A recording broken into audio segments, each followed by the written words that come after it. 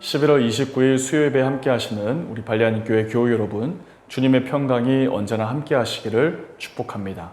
우리 다 함께 찬송가 436장 함께 찬송하시겠습니다.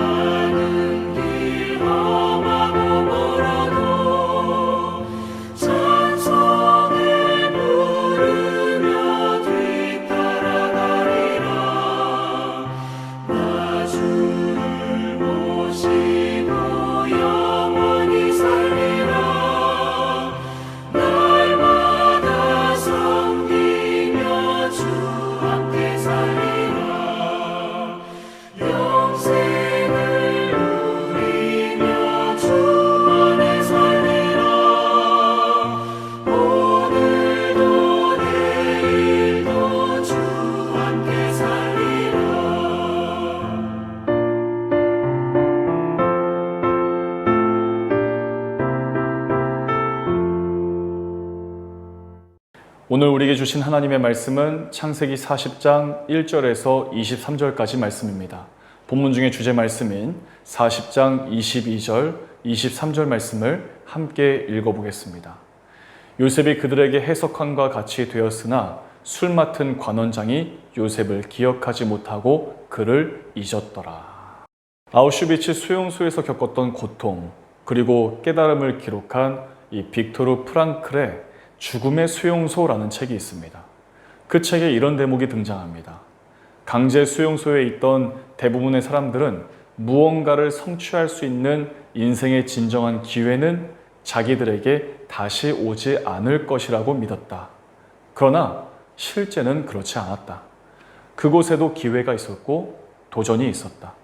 삶의 지침을 돌려놓았던 그런 경험의 승리를 정신적인 승리로 만들 수 있었고, 그와는 반대로 그런 도전을 무시하고 다른 대부분의 수간자들처럼 무의미하게 보낼 수도 있었다.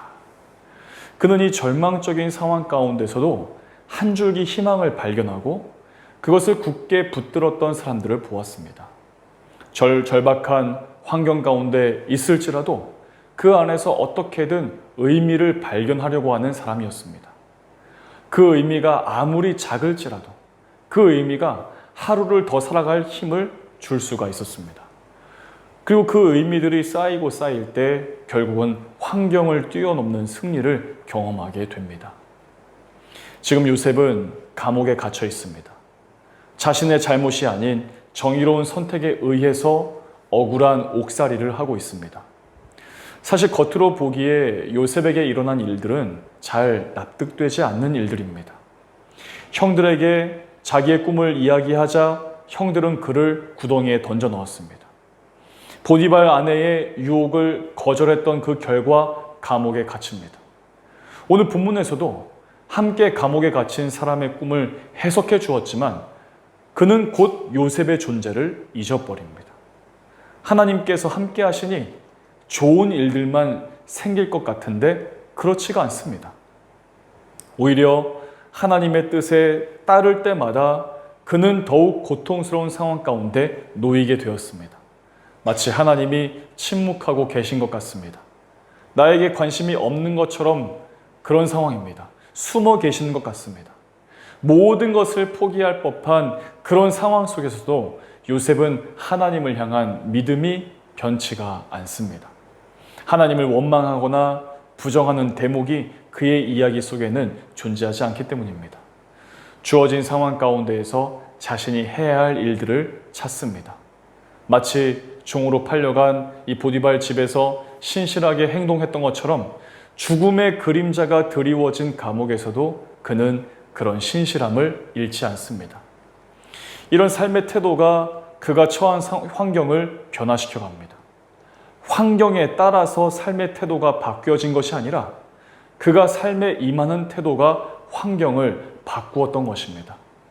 보디발이 자신의 소유를 맡겼던 것처럼 간수장은 그에게 죄수들과 재반적인 사무 관리를 맡깁니다. 요셉이 고통스러운 순간에서도 신실한 삶의 태도를 가질 수 있었던 이유는 그의 개인적인 능력 때문이 아니었습니다. 바로 하나님이 그와 함께 하셨기 때문입니다. 숨어 계시고 침묵하시는 것 같지만 하나님은 요셉과 늘 함께 하셨습니다. 하나님의 함께 하심이 그의 삶 가운데 신실함으로 드러나게 하신 것입니다. 사람들로 하여금 그를 신뢰할 만한 사람으로 인식하게 했습니다. 그에게 꿈을 해석할 수 있는 지혜를 주신 분은 하나님이십니다. 술 맡은 자와 떡 맡은 자의 꿈은 요셉과는 직접적인 관련이 없습니다. 그러나 이 꿈에 대한 해석이 그대로 실현됩니다. 즉 하나님이 꿈을 실현시킴으로써 요셉에게 해몽하는 능력이 있다는 사실이 증명되었던 것입니다. 요셉이 한 일은 하나님을 신실하게 붙잡는 것이었습니다. 과거의 아브라함과 야곱 때처럼 하나님이 직접 그의 삶 가운데 표면적으로 등장하지 않으셔도 천사를 통해서 말씀을 전해주시지 않아도 보이지 않고 들리지 않고 느껴지지 않는 상황 속에서도 요셉은 하나님을 굳게 붙잡았습니다. 그러자 하나님께서 그의 삶을 변화시키십니다. 절망적인 상황 속에서도 신실한 삶의 태도를 유지할 수 있도록 힘을 주셨습니다. 그리고 그 태도로 인해 그의 환경이 바뀌고 그에 대한 사람들의 인식이 바뀌고 결국 자신의 삶 자체가 바뀌는 놀라운 경험을 하게 된 것입니다. 감옥에서 풀려나게 도와줄 것 같았던 술 맡은 관원장이 요셉을 완전히 잊어버렸을 때에도 그는 계속 그런 삶을 선택하며 살아갔습니다. 사람이 잊어도 하나님은 그를 잊지 않는다는 것을 믿음으로 알았기 때문입니다. 실제로 하나님은 그를 잊지 않으셨습니다. 그리고 마침내 그를 건져내 주십니다. 빅토르 프랑클은 자신의 책에서 이렇게 말합니다. 지옥보다 더한 극한의 상황에서도 남을 배려하는 따뜻하면서도 유머스러운 이 말 한마디와 빵 한 조각을 나누어주는 고귀한 인간의 혼을 지켜본다. 그는 생사의 갈림길에 서 있는 이 공포와 싸우면서도 어떤 절망에도 희망이, 어떤 존재에도 거룩한 의미가 있다는 것을 설파한다. 제한된 조건 속에서 살아가지만 나는 어떤 사람이 될 것인가 하는 것은 우리가 선택할 수 있는 것입니다. 모든 것을 빼앗겨도 단 한 가지, 주어진 환경에서 자신의 태도를 결정할 수 있는 자유만은 아무도 빼앗아 갈 수가 없는 것입니다. 이 자유를 포기하는 순간 우리는 완전히 환경에 종속되고 말 것입니다. 정말 무의미한 삶, 죽음 같은 삶은 그때부터 시작되는 것입니다. 요셉은 절망 속에서도 사람들에게 잊혀져가는 순간에서도 하나님을 붙잡았습니다. 그가 붙잡았던 하나님 또한 요셉과 함께 하시고 그를 기억하고 계셨습니다. 혹시 여러분들께서도 요셉처럼 이 고통스러운 상황 속에 계십니까? 사방이 막힌 것 같은 정말 위태로운 가운데에 계십니까? 그럴수록 더욱 하나님을 붙잡아야 합니다. 거룩한 자유의지를 사용하여 하나님을 선택하십시오. 그때 하나님은 우리 모두에게 신실함을 선물로 주실 것입니다. 그리고 우리의 삶의 무의미함을 거두어내시고 정말 삶을 살아갈 의미와 희망을 발견하게 하실 것입니다. 이 사실을 믿으면서 이 시간 우리가 함께 기도하겠습니다.